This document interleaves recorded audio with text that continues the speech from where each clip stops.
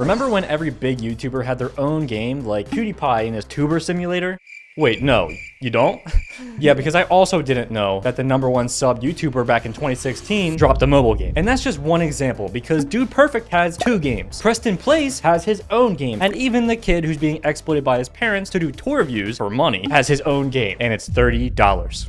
So, I scoured the internet and tracked down 8 games created by YouTubers to see which ones are actually good and which ones are clearly a cash grab with their name slapped on it. First up the bat, we have Ryan's Toy Reviews game. Coming in at $30. This is just crazy to even think about, considering his audience are little kids and they overprice this game out of the wazoo. And it already looks like a Mario Kart replica, so it's not looking good so far. Welcome to Race with Ryan. Is this for real, bro? Yeah, this is for real. As I was navigating through the menu, well, truthfully, I wasn't navigating through the menu. I was just doing what the game was telling me to pick. So I then picked my car, and then I got hit with this. Follow me. I'll show you the way to victory. See you in a while, crocodile. We'll see who the fastest is. Oh, hold on. This is literally a direct copy of Mario Kart, yo. Yo, here's the shells, but they're burgers. Dude, that's so funny. Yeah, so after playing the game for about what it seemed like 40 seconds, Ryan, please get out of here. I'm trying to talk to the people. He does that a lot. I'm not even joking. He pops up every 15 seconds saying some punchy one-liner. And you don't understand, because each lap takes 1 minute and 35 seconds to complete. That's 19 times that he pops up visually, okay? Because throughout the entire game, every time I hit a power-up, every time I use a power-up, every time I got hit by something on the map, Ryan's voice is there to let me know that I'm doing a good job, a bad job, or if it stinks. I don't know. He's just always there in my ears every single time. I did it.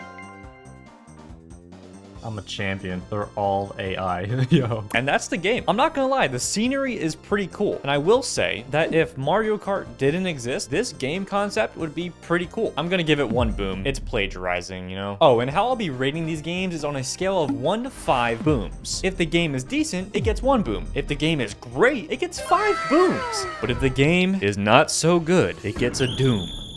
Now it's time for Preston Plays' parkour game, and I'm wondering what kind of game-breaking, revolutionary style is this gonna have? Okay. As we load into the game, we are first greeted by Preston himself, who is dancing at the boombox and wants us to do parkour, obviously. What?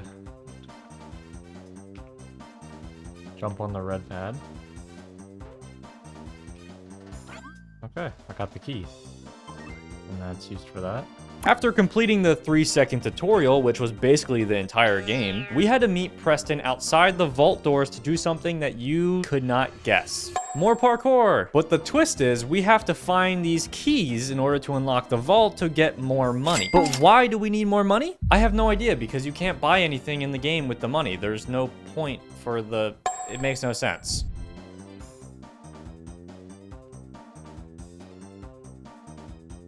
After gathering the 4 keys, which took me less than 3 minutes to complete, I was ready for the game to wow me with this final stage, the final vault. What does this game have to offer me? Like, it did cost $1 million to get into this vault. My socks should be blown away, right? So I jumped on the bridge, I dodged the razor blades, I leaped up the steps, and I finally jumped into the vault. And then I started breakdancing, and now I have $275 million. Now what do? Do I go and buy a private island with some property on it and just live out my days and retire since I have $275 million?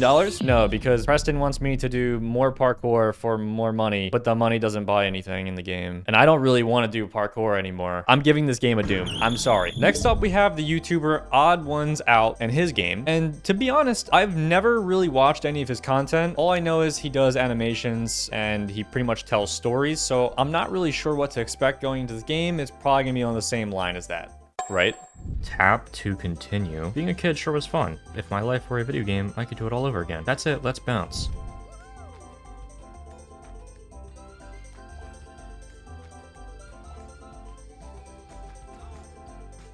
So this is the game. You flick the character and you see how far you can possibly get with the meter up top, and you're supposed to balance on certain things to keep yourself up. And you know, I couldn't help but think, I feel like I've played this game before somewhere. I couldn't exactly put my finger on it, but as I kept progressing in the game, I unlocked this new feature, and then it all came back to me. This cannon instantly refreshed my memory. This game is a fake. It's a fraud. There is a game called Kitten Cannon, and it came out precisely 2005. I looked that up to see when it came out, so that's how I know that information. PlayStation, but it came out a very long time ago. And this game is the same exact concept of that game, but with the YouTuber's life and memories just plastered all over it like it's his. And I don't think his audience is even old enough to know about this game, so us OGs, we were able to sniff it out. If you're an OG and you saw this too, leave a comment and leave a like. I also thought this was a bit weird, so when I tried to download the game on my computer through the Google Play Store, it told me this game was unavailable, but it also had over 1 million downloads. So I was forced to go onto my iPhone and download it from the App Store, and it only had 25,000 downloads. Now, I'm not saying they're inflating the numbers, but then again, I don't know. But what I do know is I'm giving this game a big doom. Coming off 2 big dooms in a row, we need a boom. We need a boom game, and I'm hoping that this next game, World Boss by Laserbeam, is the game that does it. Am I playing Fortnite? I can't be the only one that thought that, right? Like, this game looks pretty identical to Fortnite's menu. Even the characters and how they're dressed. Like, this guy straight up looks like Jonesy from Fortnite. Am I wrong? Also, a side note, but I don't know who ever came up with these settings in the UI. Can someone tell me if this is on or off? Like, I genuinely could not tell when I was playing the game. But enough of critiquing the menu and what the game looks like. What does the game feel like? What does the game play like? Let's dive into that. Let's find out.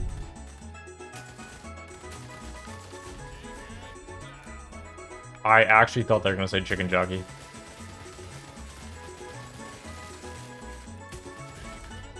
Right off the jump, I liked it. I didn't think the game was like new or breaking into the gaming space. Like, it was just a game. But the weapons and the eliminations were satisfying. Until I was 100% sure that this guy was cheating in the game.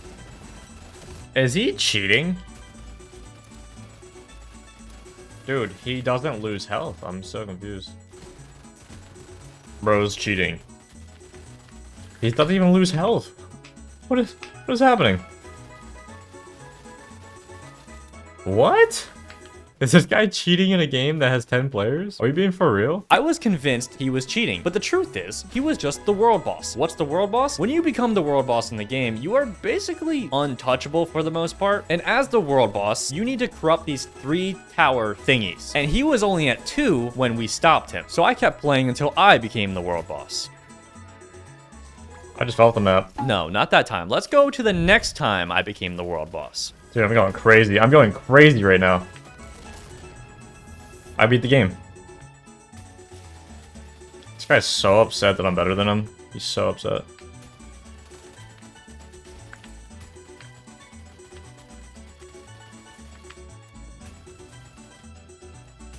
Being the world boss on this game was a ton of fun. I was blasting everyone and their mother away in this game, and no one could do anything about it. I then reached the 3rd tower, and I started corrupting the entire zone. Nobody could touch me because I was so locked in. Got a rocket launcher, bro?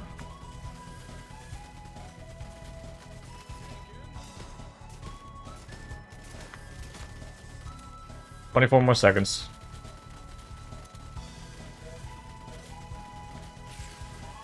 That's the only guy that can actually kill me.